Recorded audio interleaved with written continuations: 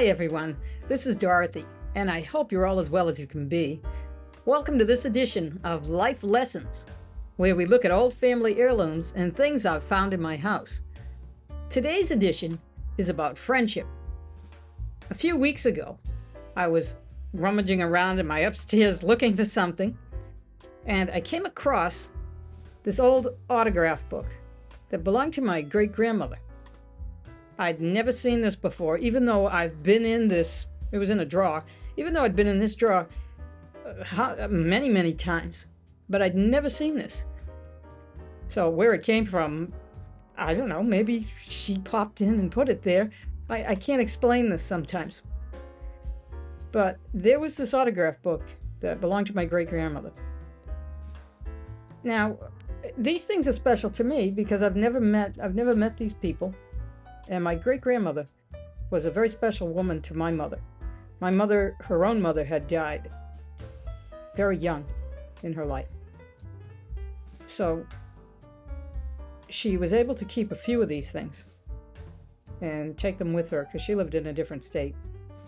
So she had a few things like her grandmother's diaries, and I guess she had this too. A few pictures, photographs. But this autograph book was pretty cool for me to find because it has little notes and things from the friends she's had. Now, this is back in the 1880s, and it's just a nice reminder of just how important friends are to have throughout different times in your life. So we're going to take a little look at these today, and I'm also going to introduce you just a bit to who this woman was and the times she lived in, because I think it's a nice way of remembering the people we have in our own lives, not just my great-grandmother, but your great-grandmother or grandmother or your own mother.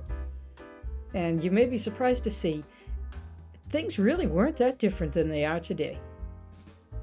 So I hope you hang around and see what I'm talking about.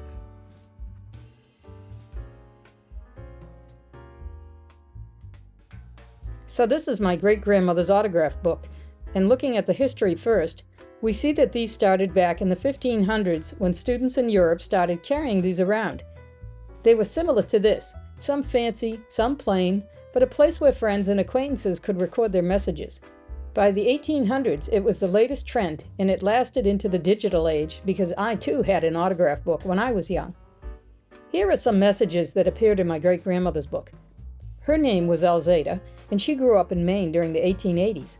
You can see from the messages compared to today's text messaging that it was more poetic and at times religious. Here's one from her sister. Dear sister, when distant lands divide us, and you I cannot see, remember that 'twas Millie who penned these lines for thee. And she wrote this on the 14th of October, 1888, when she was staying in Austin, in Pennsylvania, which I guess was in Potter County. And it's quite the shame because she had passed away just 3 years later in 1891 from tuberculosis. So you see, your sister can be very much your friend also. At least as we get older, we realize those things. Here's one from her friend, Carrie Harvey. May your voyage through life be as happy and free as the dancing waves of the bright blue sea, is the wish of your friend, Carrie Harvey, May 1st, 1886. And the friends with only the initials, remember now thy Creator in the days of thy youth. LLP, August 1st, 1879. And from her teacher and doctor, who were always considered friends back in the 1880s. There are many others, but you get the idea of how these messages are important. They not only show the friendship existed, but also how the message was delivered. Now, during the 1880s, my great-grandmother lived in a place called Eaton, Maine, moving to Topsfield, Maine after marrying in 1889.